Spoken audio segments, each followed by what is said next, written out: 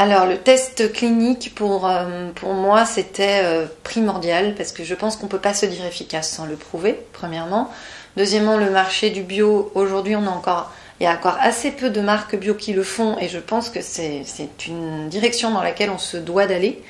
C'est-à-dire que si les marques bio arrivent à garder leur côté humain, bien-être, marque sincère et tout ce qui caractérise le bio aujourd'hui, en rajoutant cette partie efficacité, expertise, je pense que là vraiment on aura des grosses armes pour lutter contre la cosmétique conventionnelle.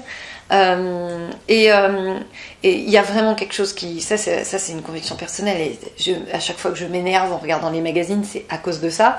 C'est en regardant le gros 90% qui est écrit sur la pub et vous regardez le petit astérix tout en bas à droite de la page, écrit très petit, et c'est dit pourcentage de femmes ayant vu un effet. Voilà, le test d'autosatisfaction, pour moi c'est pas possible de prouver l'efficacité d'un soin comme ça.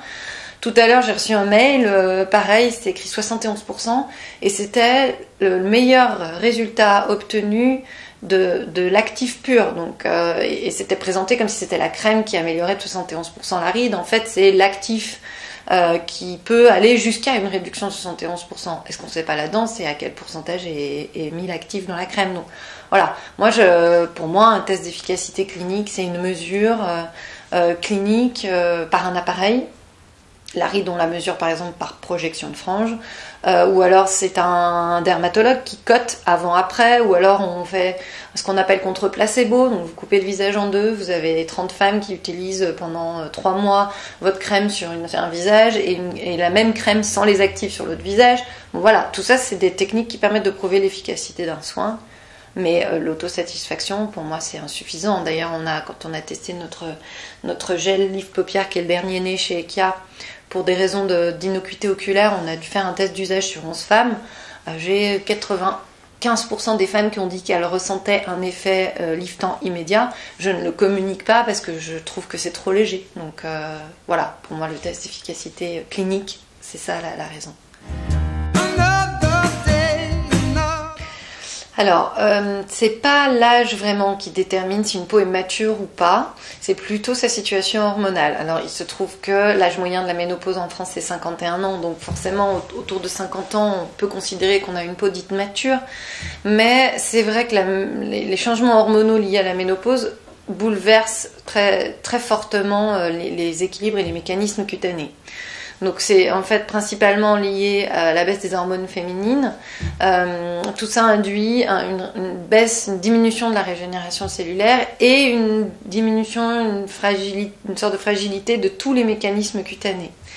C'est-à-dire, par exemple, dans la peau, dans l'épiderme, on a des cellules qui s'appellent les cellules de Langerhans qui sont chargées de défendre un petit peu la peau contre les agressions extérieures qui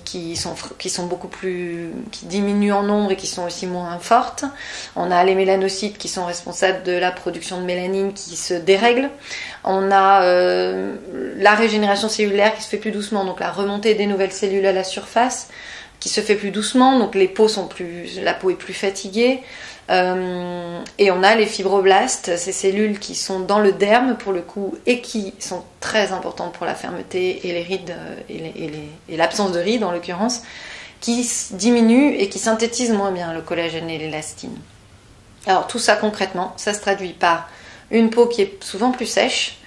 Souvent les femmes nous disent mais à la ménopause c'est très soudain, elle passe de peau grasse à peau sèche, donc les anciens types de peau mixtes, sèches, grasses n'ont plus tellement lieu d'être, et parfois on se retrouve avec des femmes qui ont par ailleurs des excès de sébum et des poussées d'acné. Donc ça c'est plutôt lié au fait que comme les hormones féminines baissent, les masculines en proportion augmentent. On se retrouve aussi parfois avec des problèmes sur la pilosité, mais le plus souvent c'est une grosse sécheresse cutanée. Du coup on a également des phénomènes de perte de définition de l'ovale, là, donc c'est une perte de fermeté, des rides qui s'accentuent, des taches pigmentaires, ça c'est lié au dérèglement du mélanocyte qui produit de la mélanine de façon anarchique. Et on a aussi une peau qui est en fait plus épaisse en surface, puisque donc la régénération cellulaire se fait moins bien, et plus mince en profondeur. Donc c'est aussi ce qui fait l'affaissement de la peau. Donc en fait, tout ceci fait que les peaux matures ont besoin de soins spécifiques. D'abord avec des actifs qui sont très régénérants pour améliorer cette régénération cellulaire.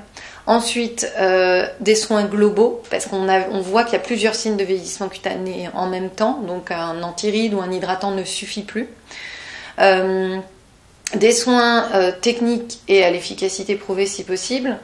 Et surtout aussi des soins qui soient qui soient plus huileux en fait, parce que comme on a la peau plus sèche, il faut aller plus nourrir la peau, donc il faut une proportion d'huile dans le soin qui soit plus importante qu'avant. Voilà. Et qu'il y a une marque de cosmétiques bio avec, c'est une très bonne question ça, parce que j'ai toujours tendance à dire que je trouve que le bio se définit trop en disant sans, et qu'il faut commencer à dire avec. Donc avec une solide recherche clinique pour bien connaître les femmes et les peaux auxquelles on s'adresse, avec des actifs qui ont été triés sur le volet et qui sont tous objectivés, c'est-à-dire que moi j'ai mis de côté quand on a choisi nos actifs tous ceux qui avaient juste une bibliographie, j'ai vraiment demandé des tests d'efficacité sur les actifs également qui composent la gamme, avec des textures qui ont été travaillées pour être non collante, pour pénétrer rapidement, pour être très confortable à l'utilisation immédiatement et avec des résultats prouvés.